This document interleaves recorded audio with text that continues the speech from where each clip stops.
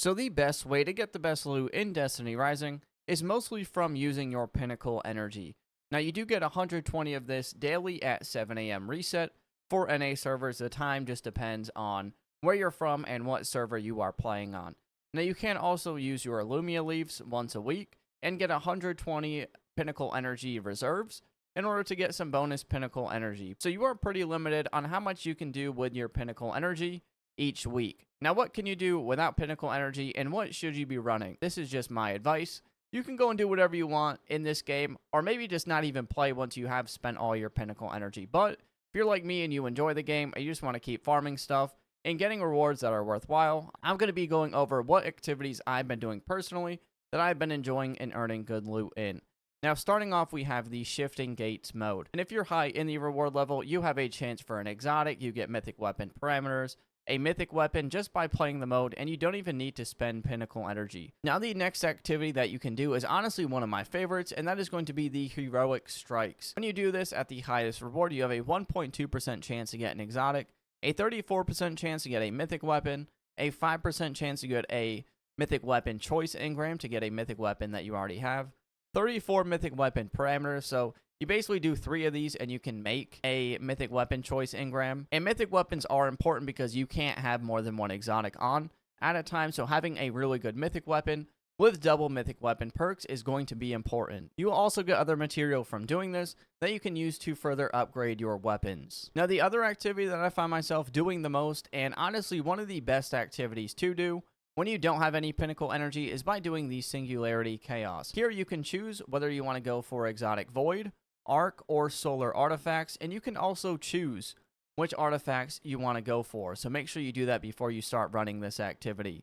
And each day, the Essence of Chaos will be different. Today, I've been doing the Magic Minded one. You get 300 increased ability recharge speed at the cost of reduced weapon damage. You just spam abilities in this. There's also another one where you get increased melee damage, and that one is also a ton of fun to use. It is a very fun farm. Now, I will say it is only like a 2.44% chance for an exotic artifact. I did about 100 runs on stream today of this, and I only got 1 exotic artifact. So they are pretty rare, but you do get a bunch of mythic artifacts as well as a bunch of artifactual dust to upgrade your artifact. So this is a great farm if you just want to do like a couple quick rounds just to see if you get an exotic artifact. Then go run a strike or the other activities I'm going to talk about. And as you see here, when you do get exotic artifacts, you get 4 attributes compared to a mythic where you get 3. So the next activities that you can do is the Gauntlet Blitz as well as the Gauntlet Onslaught modes. As you see here from the Gauntlet Blitz activity, I have a 1.2% chance for an exotic. I have a 34% chance for a mythic weapon, that 5.1% chance for the mythic weapon choice engram, as well as the 34 mythic weapon parameters and other materials once again to further upgrade our guns. So pretty similar rewards to the strikes. However, the exotics that you can get are different in this activity. And as well for the Gauntlet Onslaught, if you just want to run this with matchmaking, or you have like your clan members or friends that are running it and they need to get it done, you can still run this and have the chance to get these exotics on here. It's a very low chance, but it is still possible. I would not spend any Pinnacle energy on this unless you have your weekly rewards. I tested this out last week while I was doing raid help, and I did not get a single exotic.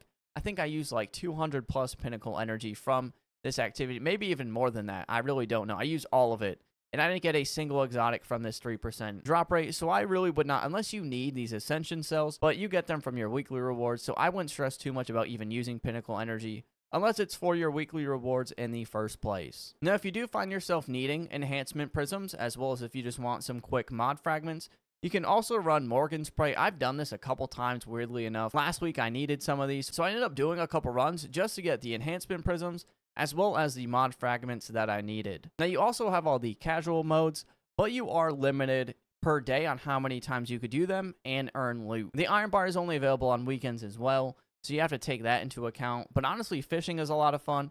The Sparrow Racing is fun to do a couple times a day. You get a lot of mythic weapon parameters from that as well, so it kind of makes it worth your time. Now, what do you do with all this mythic weapon parameters? What I would recommend is what I've been doing personally is crafting the mythic weapon engrams here and going after one weapon at a time. So for Gwyn today, I wanted to get a sidearm that had double mythic perks. I ended up finally getting this, and what I was doing is just running all these activities, farming and stacking these mythic weapon parameters, and crafting these engrams here for 100 mythic weapon parameters, because I mean, you can do the random ones here. They do cost a decent amount. They're 60, and it is a random mythic weapon. You're not guaranteed to get the one that you want. So that's why I do the one that costs 100. You just go to the gunsmith here in Haven, and I'm going to go ahead and focus this shotgun, and let's see if I can get a double mythic weapon drop. So you know you got one because the weapon will show up fully on the screen, not like this. So I did not get the best roll. I got one mythic weapon on it, but I didn't get another one, sadly. But you can keep doing this, and it gives you something to do and just a better way to fully invest in your characters and your loot. Now, what you can also do is both on Jiangxi Metro as well as the Red Sea Rift, you can go ahead and farm public events in order to get more materials to upgrade your weapons, as well as to up your reputation. Now, as you get more reputation on these planets, you do get better rewards, like a bunch of mythic weapon parameters, you get Bon Voyage charms, you get Lumia leaves. You also get materials on the Red Sea Rift from ranking up for your mythic mods, as well as all this other stuff here. So just by leveling up and doing public events, you can also use your frontline keys in order to get mythic weapon mods. You have the chance for exotic weapon mods, as well as a bunch of legendary mods that you can use and just dismantle if you want to get that material. Now, you also have your bounties that refresh on a daily basis, and when you do these, you are able to earn exotic weapon parameters. You can earn those frontline key codes, and you even have the chance to get an exotic weapon engram, or you have the chance to get 4 more exotic weapon parameters. We also have right now under the events tab, we have the efforts rewarded. So you have daily challenges that you can do, as well as challenges in general by doing these bounties that will allow you to get this exotic sword, as well as the weapon ornament for it. And you can spend this currency in order to get incandescent clusters and other rare materials that you might need. And that is pretty much it on things you could do in Destiny Rising without using Pinnacle energy. These are a lot of the things that I find myself farming personally.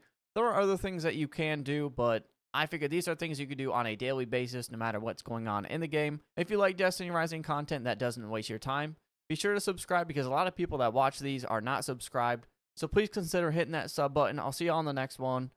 Peace.